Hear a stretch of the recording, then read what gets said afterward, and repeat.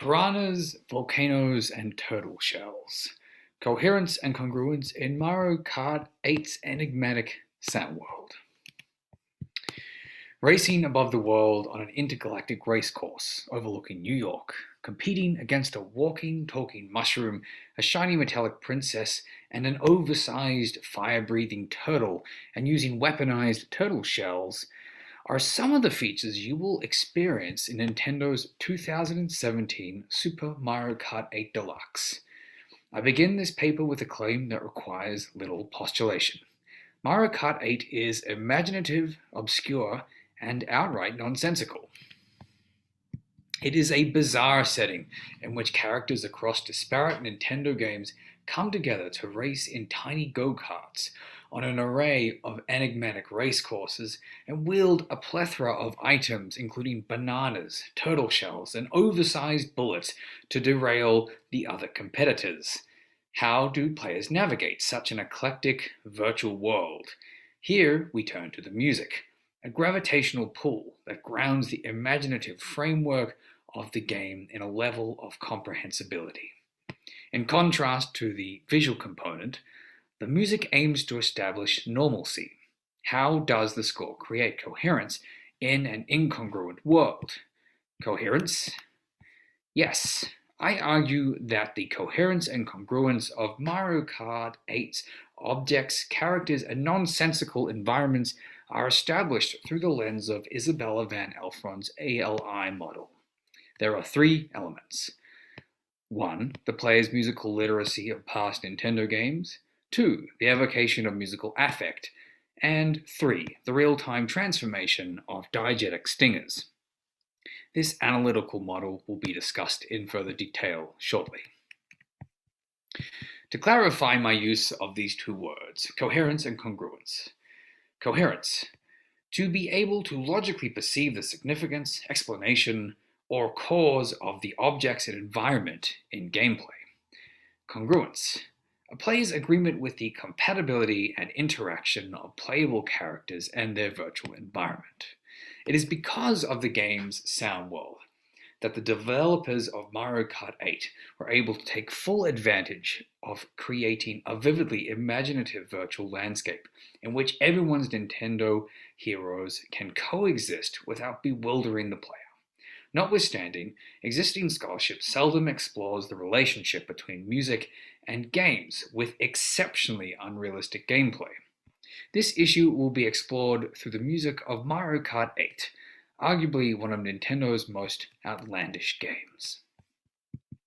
Tim Summers begins his seminal book, Understanding Video Game Music, which lays down the foundations of what ludomusicological research entails, with the question, quote, "What music can we examine when we discuss music in a video game?" Unquote.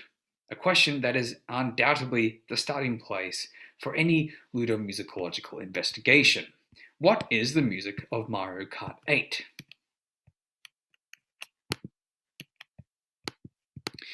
The game's complex web of sound comprises two simultaneously existing sound worlds, diegetic and non-diegetic sounds. Diegetic sounds take place inside the gaming world, sleeping on a banana, and non-diegetic sounds lie outside of the gaming world, music underscoring a racecourse. The game attempts to explore absurdity without overwhelming the player to the point of switching the console off. In fact, absurdity is one of the tools for promoting immersion. As one critic wrote, quote, "Don't waste your time with reality. Shoot the enemy with the turtle shell." Unquote.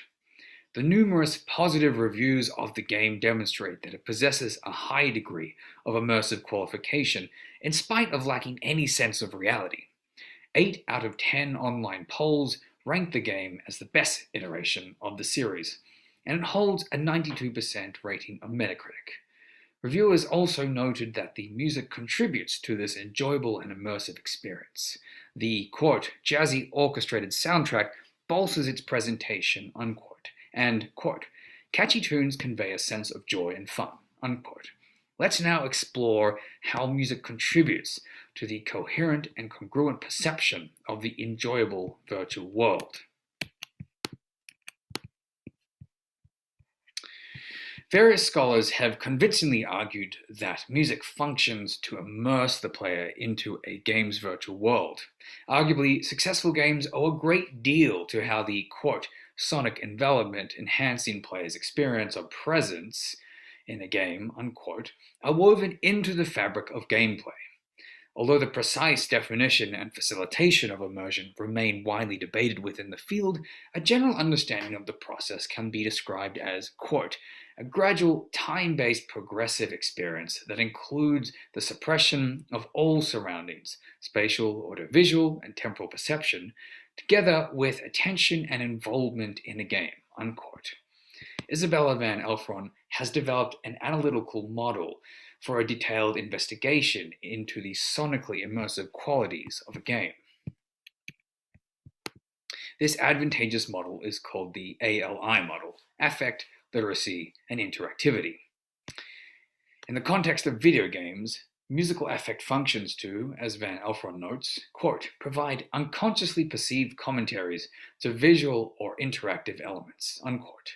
In other words, an emotional connection to the virtual world is implemented through the aid of musical underpinnings. Literacy, or familiarity of the music presented in games, is a crucial means to establish players' coherency to engage in the virtual world. Quote, it is because games recognize certain composing styles that they are able to interpret gaming events and feel involved in gameplay, game worlds, and game plots, unquote. Generally speaking, quote, musical interaction is interaction with and through music, unquote. Interaction and its corresponding sonic counterpart is implemented into a vast array of varying circumstances in gameplay. The most ubiquitous example in Mario Kart 8 are the various stingers triggered by the avatar interacting with objects. The composers of Mario Kart 8 have exercised these three components to great effect for the player's coherence and congruence of the bizarre worlds they find themselves in.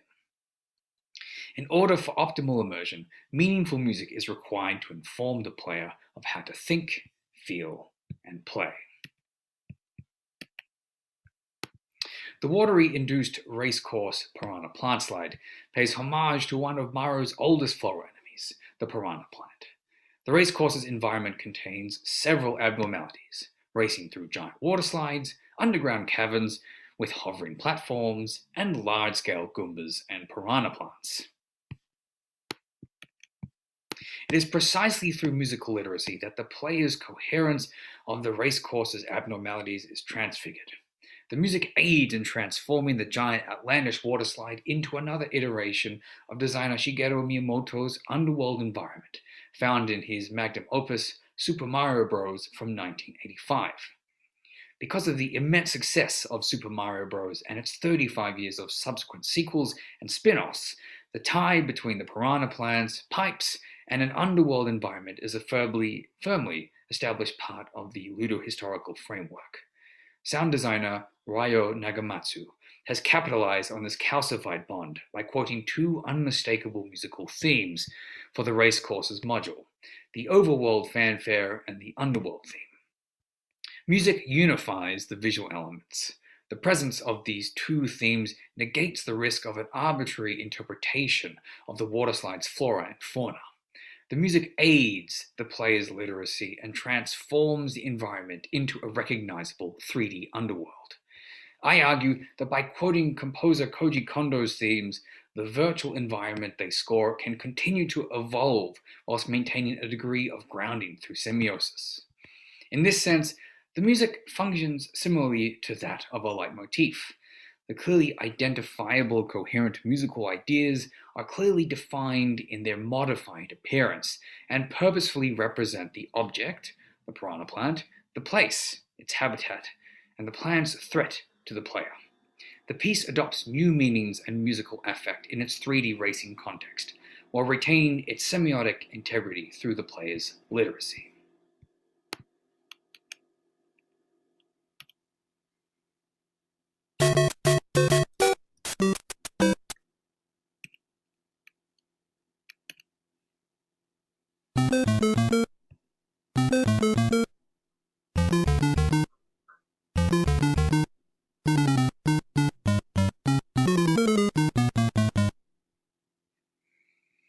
The following transcription demonstrates how Nagamatsu presents these two themes in the racecourses module.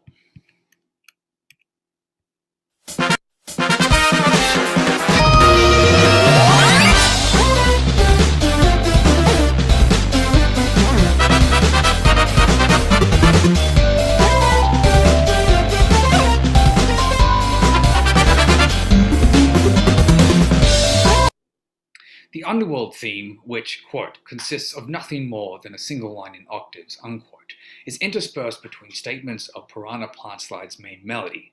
The opening 5 notes of the overworld fanfare are taken and reconfigured into a series of descending sequences. The ubiquity of this celebrated theme is such that Nagamatsu only needs to provide the beginning of the theme. The closing statement, also from the original Super Mario Bros., facilitates the module's decover.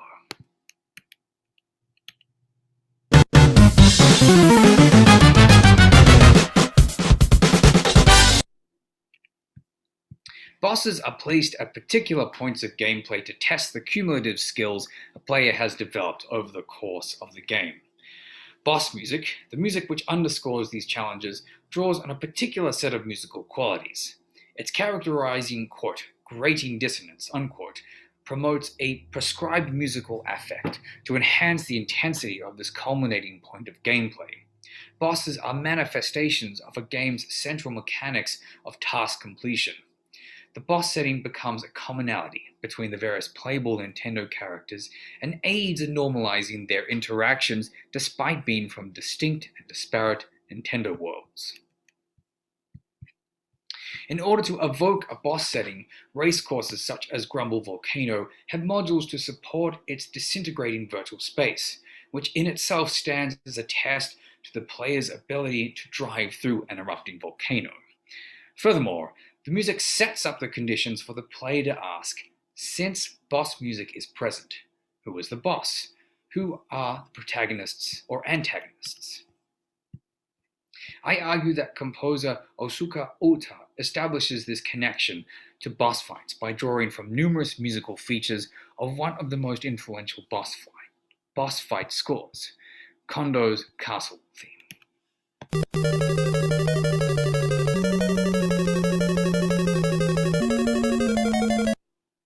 Andrew Schartmann's analysis of Kondo's castle theme outlines its musical traits.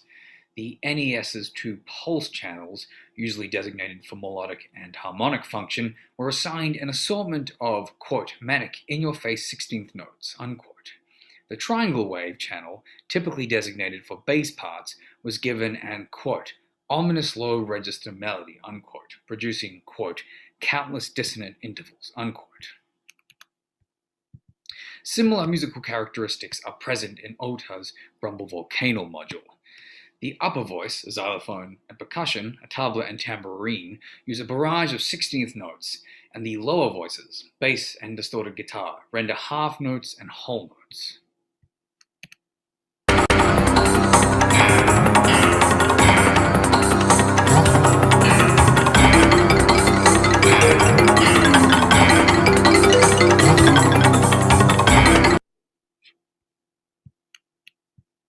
The congruence of cross-pollinating Nintendo worlds is established by blurring the narrative roles of protagonist and antagonist. Because the game lacks any sense of boss, per se, the racecourse's evocation of boss fight accentuates the racing genre's winning conditions. Players are not fighting a single boss. Rather, they are racing against other players. In other words, every player is a boss. The characters therefore lose traditional protagonist and antagonist roles and are equally threatening to each other by placing all characters, regardless of the narrative role they play in their own Nintendo universe. In such a boss fight setting, every character is equally a challenge. Every character can therefore coexist without traditional narratives prescribing typical interactions. This becomes particularly evident when one examines the available playable characters. The character Toad typically assists Mario in the outdated story of rescuing Princess Peach, and its fragility is ubiquitous throughout the Mario franchise. In Mario Kart setting, Toad is stripped of this role and its traits. It can betray the princess, challenge the indomitably ferocious Bowser, or best, Link, a sword-wielding master warrior and maestro of the ocarina, without capsizing the game's coherence. This is because the game setting dictates he does not need to be anything, just a competitor racing against 11 other bosses. Musical interaction, the third element of Van Elferen's model, is equally essential for establishing coherence and congruence of the driving mechanics and the objects players interact with. By driving from start to finish, there is little the player can do to alter the non-diegetic music, even if the avatar diverges from the track. One exception, and pertinent to the discussion of ludicrous gameplay, is when players drive in and out of underwater portions of certain racecourses.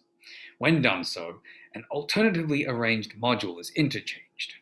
In Dolphin Shoals, the two land and underwater modules share similar musical characteristics: tempo, groove, melody, and form, including a solo section. What differs is the instrumentation, timbre, harmony, and texture. When underwater, the bright alto saxophone is replaced by a steel pan and a severe lack of definition in the rhythm section. This change from hard pronounced timbres to soft, smoother timbres and a reduction in orchestration symbolizes the submerged avatar. This underwater-like rendering is used precisely because the consistency of tempo, rhythmic underpinnings, and melody communicates to the player that regardless of being underwater, acceleration remains unaffected. In other words, only altering certain musical particularities guides the player to set aside the abandoned laws of physics that would, of course, prevent a car from moving underwater.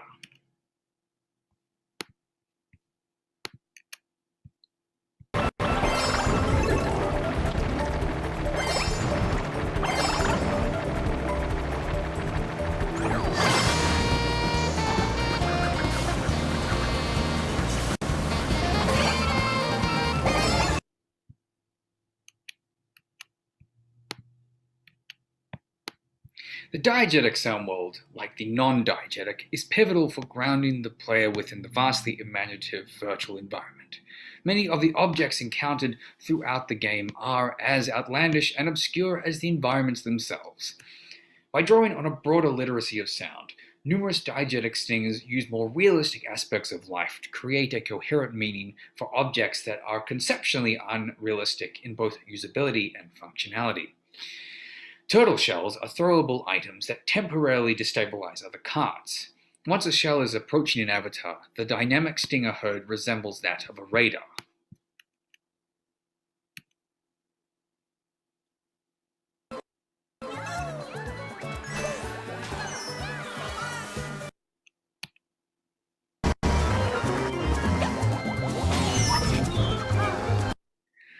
The recognizable sound, a radar detailing the proximity of an object, takes an impractical activity, weaponizing turtle shells, into a coherent event.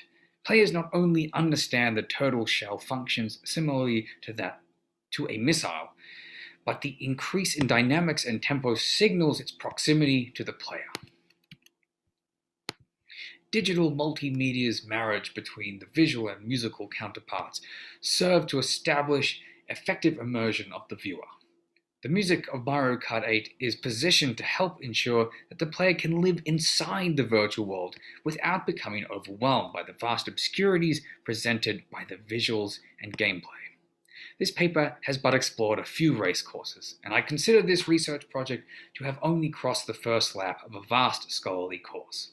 Further research should be undertaken to compare how previous iterations of Mario Kart have attempted to establish coherence and congruence for the player. Additionally, the questions raised in this research project should be applied to games where the cross-pollination of Nintendo worlds is a core feature of gameplay, such as the Smash Bros. Series. The vastly creative and imaginative virtual worlds that we inhabit through video games offer us the chance to experience the height of ingenuity and creativity in an active and engaging manner. Video games are exemplary of artistic cross-disciplinary output and necessitate the interaction of a wide range of creative processes: graphic design, programming, storytelling, sound design, and composition, all in the name of fun. Music not only plays a significant part in implementing this wondrous joy, but has the potential to blur the impossible with the reality of our own world. Thank you very much.